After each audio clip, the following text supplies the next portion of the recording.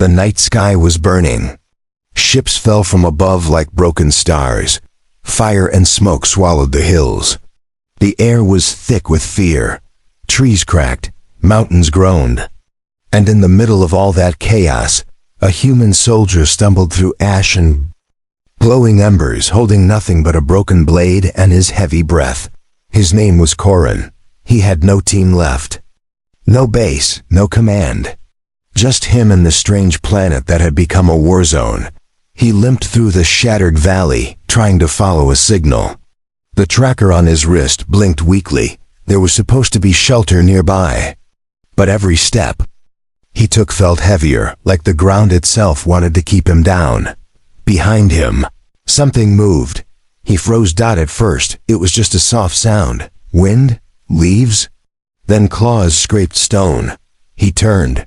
Eyes stared at him from the trees, sharp, glowing. Silver blue eyes. Too high for any animal. Too focused for any beast. Then she stepped into the moonlight. She was tall and wrapped in thick, white fur that shimmered in the glow. Her ears twitched like a wolf's, and her long silver hair blew in the cold wind. Her legs bent differently, more like a predator, and her sharp tail flicked. Once as she stared at him, Corin raised his blade. She didn't flinch. Instead, she growled low, deep, not angry. A warning. Her claws curled slightly. Corin didn't move. Not because he didn't want to, but because something in her eyes wasn't hatred. It was testing. She lunged. He dodged, barely, rolled. She didn't hit to kill. Her claws scraped the dirt beside him, not his throat. Again, she growled. Then vanished into the shadows. Corin backed up until his shoulders hit a rock. He kept his eyes wide, listening, waiting. She was gone, but not far. Watching. He didn't sleep that night. By morning, he had found the hidden shelter. A half-buried ruin covered in vines and snow. He forced the rusted door open and stumbled. Inside, there were lights still working, barely, and old supplies. Heat. He collapsed on the floor. Hours passed. When he opened his eyes, she was there. Sitting near the door, watching him. He sat up fast, reaching for the blade, but it was gone. She held it between her claws, tilted her head, then dropped it beside him. He expected her to speak, but she said nothing. Just looked. Corin didn't say anything either. He just watched her watching him. Then slowly, she stood and left. No growl. No fight. Nothing. Each night after that, she returned. She never spoke. She never attacked. She just sat there, sometimes near the fire, sometimes by the door, always quiet. Her eyes glowed like moons. Her ears twitched at every noise. But she never hurt him. Corin began to notice things. She hunted when he was too weak. Food simple but warm would appear near the entrance. She would vanish before he could thank her. She watched the hills like she was guarding him. One night, he spoke. "Why are you here?" he asked quietly. She didn't answer, but she turned her head toward him. Corin leaned forward. "You tried to scare me off. Now you stay. Why?" Still nothing, but her ears twitched again. Her tail curled close to her side. She looked. Uncertain. The next morning, he found a mark carved on the wall. A symbol, not human, but repeated several times. A message? A warning? He copied it into his pad. Later, while fixing the door, he heard her behind him again. She didn't growl this time. She came closer. He didn't move. She placed something beside him. A bone-carved necklace, strange, beautiful, handmade. He turned to ask, but she was already walking out. That night, as cold wind rattled the walls, she returned again. This time she didn't sit near the door. She sat beside him. Close. Quiet. And for the first time, she rested her hand near his. Not touching. Just near. As if waiting. Corin didn't sleep much that night. The alien girl sat beside him, close enough that he could feel her warmth. Her fur cloak smelled like snow and wild trees. She didn't speak. She didn't even look at him. But she stayed. He didn't dare move. When he finally closed his eyes, she was still there. When he woke up, the sun barely rising, she was gone. But something was different. The space where she had sat was no longer cold. Corin stood and checked outside. Her tracks led away into the trees. Wide steps, careful, not afraid but alert. He touched the bone-carved necklace she had left. It was still around his neck. He didn't know what it meant, but somehow it felt like a sign. A quiet message. She was no longer trying to drive him away. She was staying on purpose. Later that day, he explored further from the shelter, searching for parts, food, anything that could help. He didn't get far. The land was torn from the war. Craters, burned trees, and strange claw marks on metal wrecks. He crouched near one piece of broken hull and froze. Another set of footprints. Not hers, bigger, heavier, and deeper scratches fresh. Something else was out there, something hunting. He returned quickly, but not fast enough. That night, she came early. Her ears were stiff, her eyes sharp. She walked into the shelter without looking at him and stood near the door, sniffing the air. "What is it?" Corin asked softly. Still no answer. But her tail was low and her claws were out. Corin stood beside her, staring into the trees. Then they heard it deep in the woods. A strange call, like metal grinding through stone. Slow, cold, wrong. Her fur bristled. Corin turned to her.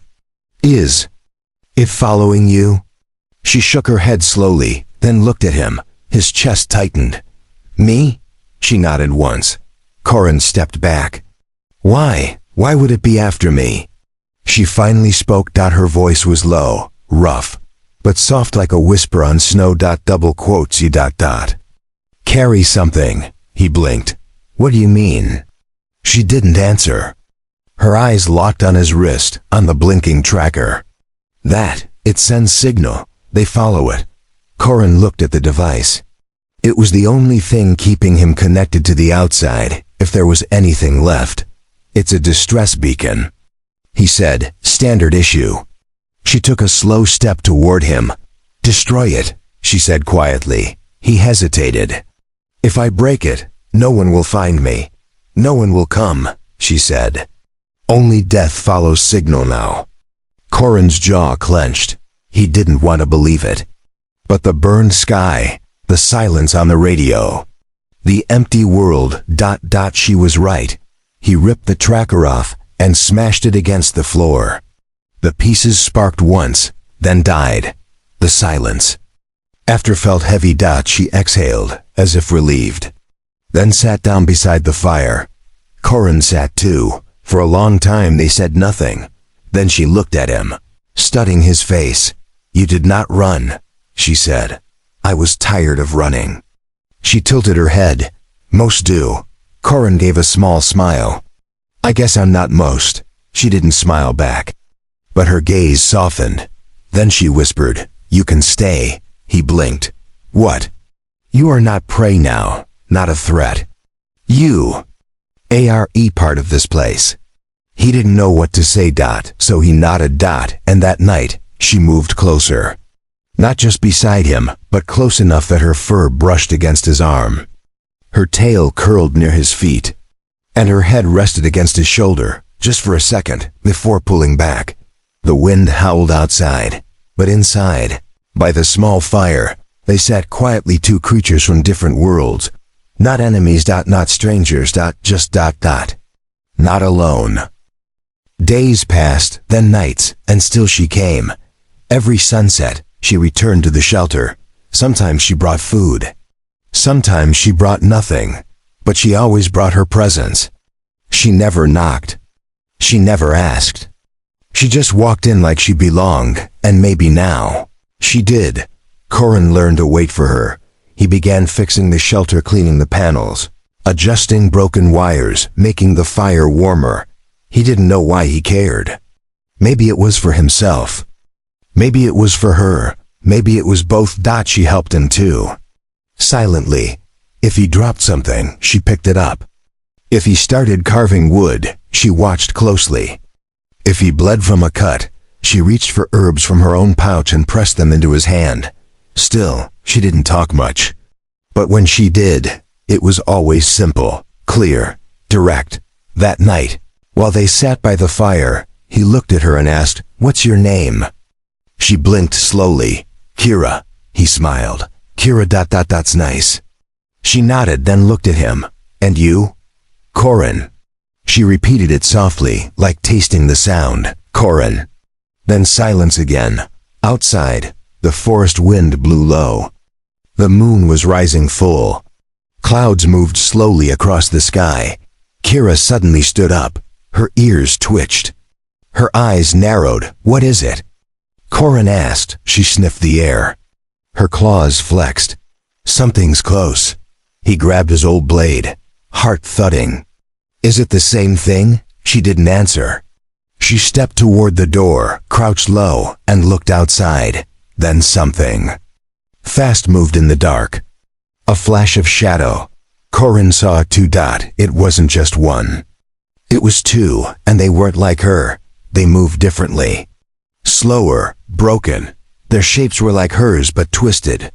Longer arms, no fur, just cracked skin and jagged limbs. Their eyes glowed green, not silver. Their breath steamed out like acid smoke. Kira growled deep. "Night feeders," she whispered. "They followed you." Corin backed away. "They're like you?" "No, not anymore." The creatures stepped closer. Their bodies twitched like machines. Their mouths opened, but made no sound. Only the air around them seemed to tremble. Then one charged. Kira jumped forward before Corin could react.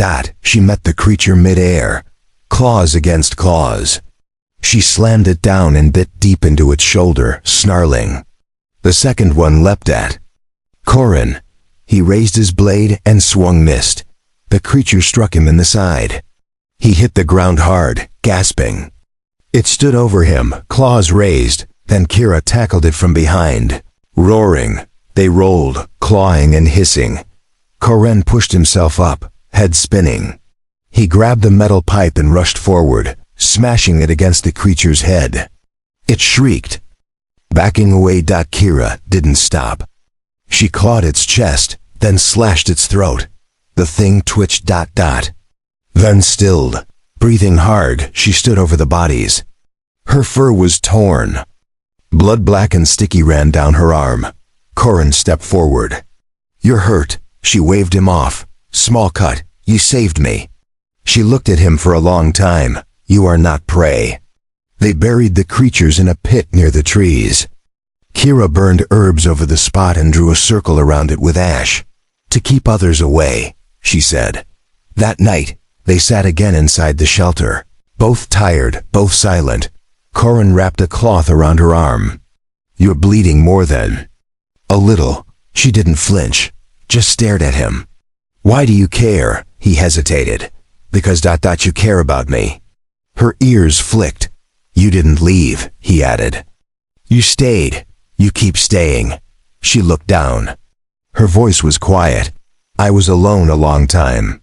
Before the war. After. Always." He listened. "I thought if I scared you, you would run," she said. "But you didn't." "No," Corin whispered. "I didn't." Her hand brushed his ... and for the first time, she smiled. It was small, but real. The days grew colder, the nights stretched longer, and the silence between Corin and Kira had started to feel less like distance and more like comfort. They didn't need many words anymore. She hunted. He repaired the shelter. They ate together, slept near the same fire. And sometimes, just before sleep took them, their fingers would touch gently, without thinking. But something was changing. One morning, Corin woke to a strange sound. A deep hum, like static, far in the distance. Kira was already outside, staring at the sky. A strange cloud was moving overhead, not natural, not like weather. It shimmered slightly, almost like metal. Corin stepped beside her. "What is that?" She didn't speak at first. Then she said, a signal ship. Scanners from above. Human? No, she said. Something else. Looking for what still lives. Corin's stomach twisted. Will they find us? She looked at him. If we stay here too long, yes. He stepped back. We can move. Deeper into the mountains. She gave a small nod. There's a place. Old ground. Safe. They packed quickly only what they needed. Weapons, food, fire tools. Corin took the small bone necklace she had given him and tied it tightly around his neck before they left. The journey was hard. They climbed broken cliffs, walked through frozen rivers, slept beneath cold stone. Kira always walked ahead silent, strong. She knew the land better than any map ever could. But Corin was getting weaker. His side, still bruised from the last attack, ached more with each step. He didn't tell her. He didn't want to slow her down. But she noticed one night, after they made camp in a stone cave, she brought him hot leaves in a wooden bowl. Drink, helps pain. He sipped it. It was bitter, but warm. She sat close, watching him. You bleed inside. He nodded. I'll heal. She leaned her head on his shoulder. Not if you hide it. He sighed. I didn't want you to worry. I worry anyway. That made him smile a little. You're not as scary as you used to be. She looked up at him. I still could be. He laughed softly. I know. For the first time, she rested her head fully on him and closed her eyes. They stayed that way for a while, but rest didn't last. The next day, the sound returned louder now, the hum from above.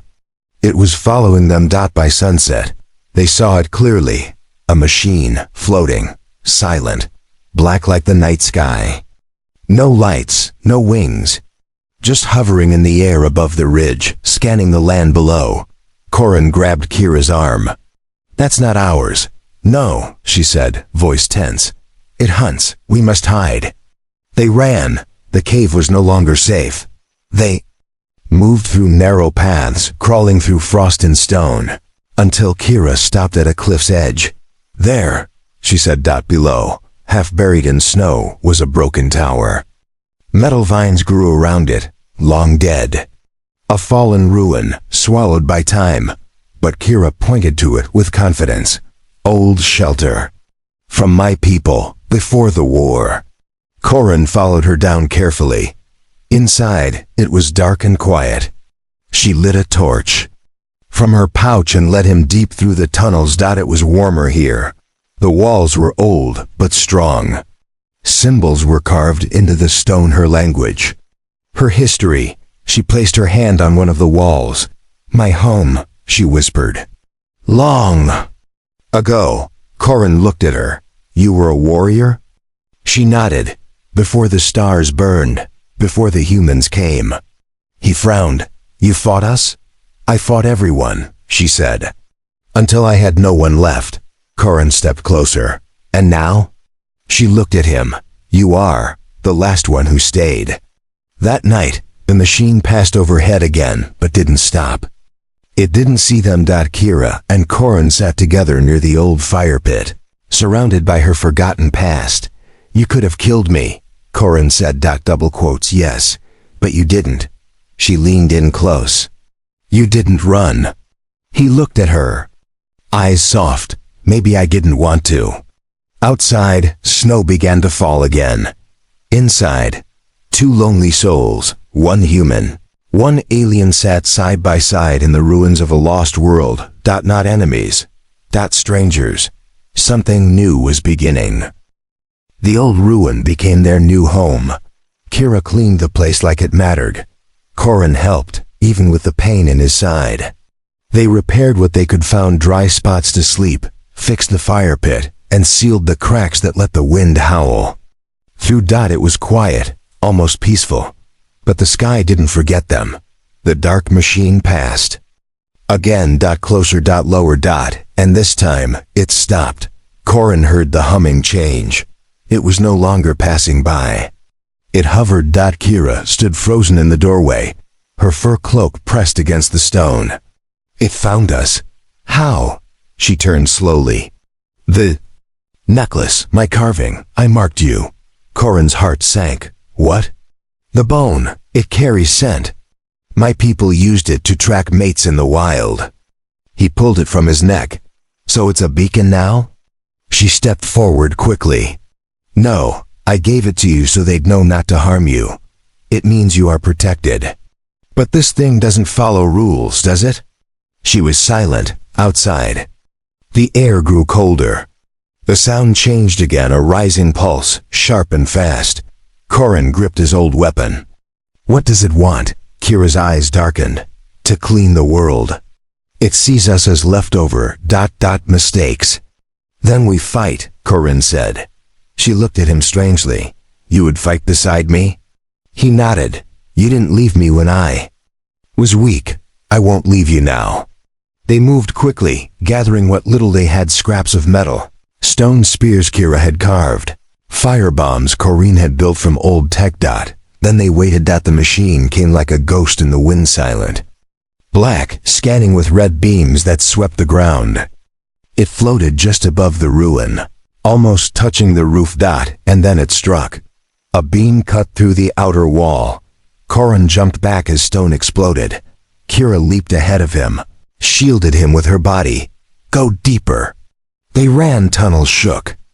Dust fell. The machine sent in smaller drones, thin, flying things with bright green eyes and needle-like arms. Kira slashed the first one in half. Corin bashed the second with a metal pipe. Sparks flew. Then they reached the central chamber. Kira slammed the door shut behind them. It can't follow here. Too deep. Too thick. Corin leaned against the wall, panting. How long before it leaves? She didn't answer. She just looked at him. And her eyes, so strong before, now looked afraid. This place. She said. Quietly, it is not just a ruin. It is a vault. Corin frowned. A vault? My people stored something here, long ago. A seed. He blinked. A seed? She nodded. Not for plants. A life seed. Power, memory. It can grow new land, new air. It can make a dead world breathe again. Corin stared at her. You're telling me we're sitting on something that could save a planet? She nodded once. And the machine knows. His voice dropped. Then we can't let it have it. Kira stepped closer to the old walls and pressed her hand on a stone symbol. It glowed faintly. It's still alive, she said. What if we awaken it? It would burn through us both, she said. Only one with the right bond can hold it.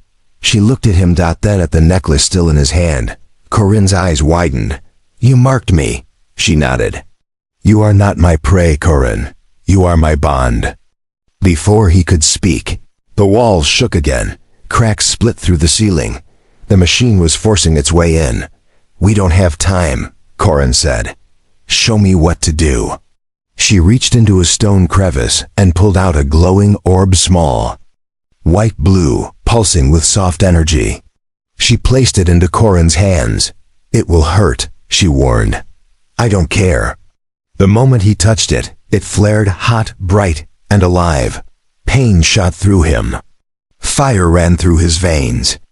His legs buckled. Kira caught him, but he didn't drop it.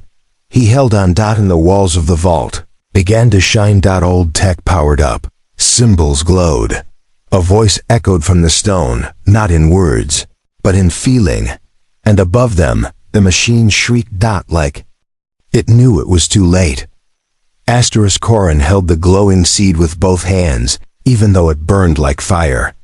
His arms shook, his legs gave out. But he didn't let go. Kira stayed close, supporting him, her arm around his back, whispering to him softly. Don't drop it. You are strong enough. The old stone walls around them lit up. Symbols burned with blue light. The air turned heavy, charged with energy. Then something changed. The seed pulsed once, then melted into his hands. It didn't vanish. It went inside him. Corin gasped, his eyes wide. His skin shimmered for a second, glowing with strange light. His heartbeat slowed. then returned, stronger. His wounds faded. His pain dulled. The vault accepted him. The machine above the ruin screamed, like metal being torn in half. A burst of energy exploded from the walls and shot straight through the ceiling like a flare into the sky. It hit the machine with pure force. The thing twisted midair, its black metal cracking, glowing red from the inside. It tried to escape, but it couldn't. The energy pulled it down. The vault's light reached higher, brighter, until the machine finally fell and shattered into a pile of dark smoke and broken parts. Silence followed. Only the wind remained. Corin dropped to his knees, breathing hard. Kira was beside him, her eyes full of shock and something else. Hope. They climbed back up slowly. The air felt cleaner, softer, like something broken had been healed. Outside, where the machine had fallen, the ground began to change. Flowers pushed up through cracked snow. The wind no longer cut so sharp. Even the sky, dark for so many days, began to open just a little. A single ray of sunlight broke through. Kira looked around, amazed. "You brought it to life," Corin shook his head. "We did." They returned to the shelter that night, not the old ruin, but the warm cave where they first escaped together. The fire still worked. The bed of furs was still there. Safe. Familiar. Corin sat down beside it, tired but smiling. Kira joined him. She didn't sit far this time. She sat right beside him. Her head rested against his shoulder again. And this time, she stayed there. Her tail curled near his legs. Her ears twitched at the sound of the fire, then relaxed. He turned to her slowly. "You're not trying to scare me anymore." She looked up. "Do you want me to?" He smiled. "No." She reached up and placed the bone-carved necklace around his neck again. Not as a warning this time. Not as a mistake. As a promise. "This land will heal," she said. "And we'll watch it grow," he replied. Outside, the world was still recovering. The war had left scars. The sky still held smoke. But where they sat together beside the fire, there was peace. And every night after, just as before, Kira sat by his side, not because she had to, but because she wanted to.